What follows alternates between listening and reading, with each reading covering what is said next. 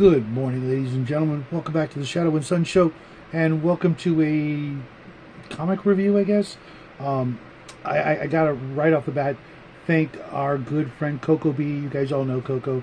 If it wasn't for him, I would have gone possibly my whole life without being able to track down this comic that was actually in my collection, but I just didn't remember what it was.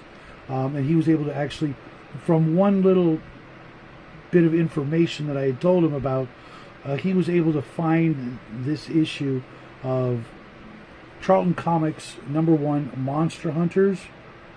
And I had told him that I had remembered a monster hunter that was teamed up with a vampire woman who had tried to bite him on the neck, but he had a protective leather collar underneath his regular collar. And page 2, there it is. He even actually screenshotted this exact page where she tries to bite him and unfortunately is stopped dead in her tracks because of Colonel Whiteshroud's leather collar. This comic book is from 1975, Charlton Comic Books, 25 cents. I bought it from a bin at a place called Woolco. Most of you guys don't remember that, but it was a chain of stores like Kmart, kind of a lower end than Kmart, or maybe a little bit higher end. Either way, it went out of business shortly after I was able to buy this comic book. And I bought a bunch of other comic books, but imagine like a 6-foot bin, 6x6-foot bin, about maybe 2-3 feet tall, and the comic books were just dumped in there, just like, garbage, essentially, just throwaway comics. And they were all Charlton comic books, and I could pick them up for less than the 25-cent cover price. I think they were like 10 cents a piece, and for $1 I'd walk out with a big old stack of Charlton comics, and this was one of my favorites. Unfortunately, it only went on for, I think, about 18 issues. It said Steve Ditko somewhere, but I can't remember where, because at the front it doesn't give him credit for any of the work on it. But it was, let me see if I can find that page. Editor, I'm going to need my glasses, sorry folks. The editor was George Wildman, the writer Nicola Cuddy, art, I cannot read the name, but it's definitely not Steve Ditko. But it's basically the premise. It's kind of along the lines of Creepy and Vampirella and Eerie Magazine, where it had the main characters, Colonel Whiteshroud and Countess Von Blood, a red-haired vampiress dressed to the nines. They do the little intro thing, and then there's a bunch of short stories about various monsters and monster hunters throughout the story, but very, very much along the lines of House of Mystery and things like that.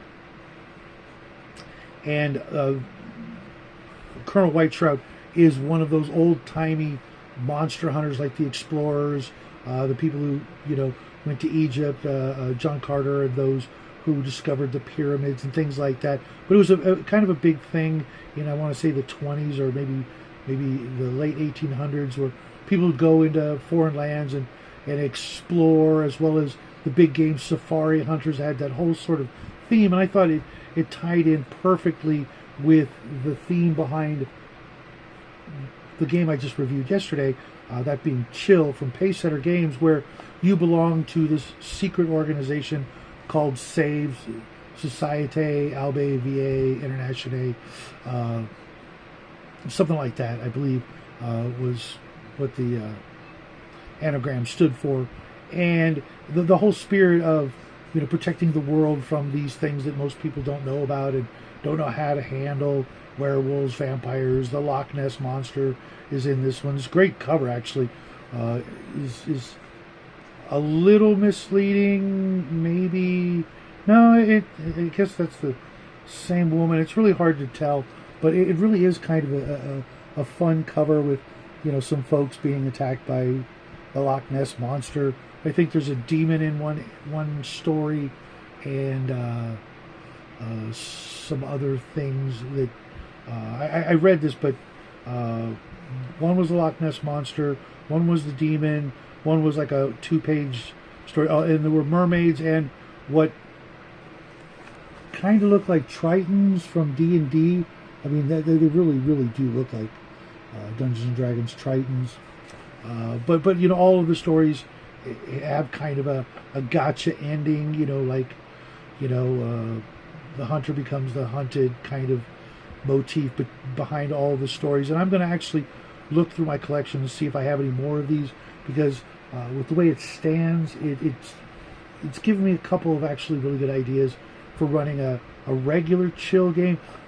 Call of Cthulhu tries that, but because they're so steeped in the H.P. Lovecraft mythos and they have to tie everything together, it kind of loses a little of the appeal for me, in that everything is related, whereas, you know, werewolves and vampires weren't really, even though they tried to shoehorn them in the Cthulhu mythos, and even though H.P. Lovecraft kind of wrote about vampires, it's really not the same thing.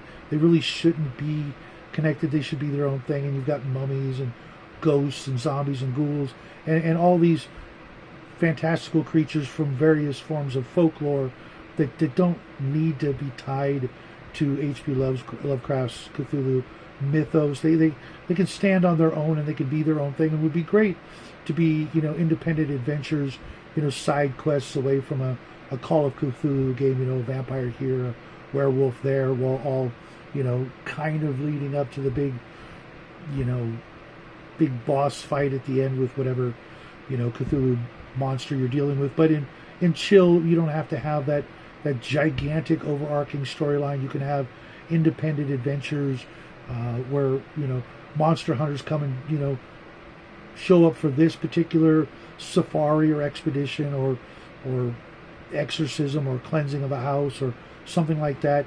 And I thought I would share this with you because it was very fun. 1975, really campy. I can't even say great art, not bad, but there's some scenes like this demon thing. Let me show you. I hate to do this, but I just have to. That jackal, jaguar, tentacle, bug-eyed demon is just so awful, just so corny looking. I almost spit out my drink looking at it. It was just like, seriously? That's the monster, huh? Okay. I mean, it looks like you could take it out with a 45 and call it a day, but I'm gonna see where this leads, and maybe you guys remember this. Maybe you had this in your collection. Maybe you still have it in your collection. It's barely worth the paper it's printed on. But definitely thank you, Coco, for helping me find this. I probably would have never gone. I mean, I would have gone my whole life without ever finding it. And I would love to absolutely know how you found it. Did you use Grok or ChatGPT and type in what I had told you to find it, or did you just remember it because you actually read it? Not too many people I know ever actually read Charlton comics, even though they're actually responsible for some pretty famous characters later on down the road when I think DC Comics bought them out. But that's what I've got for you this morning. I'll maybe have something for you Saturday. Definitely nothing Sunday morning because I've got church and things like that going on Sunday. So there's no way I can get a video out for you Sunday. But hopefully I'll have something for you Saturday morning. And if not, I'll see you guys Monday. And until then, have a great weekend. And as always, happy trails.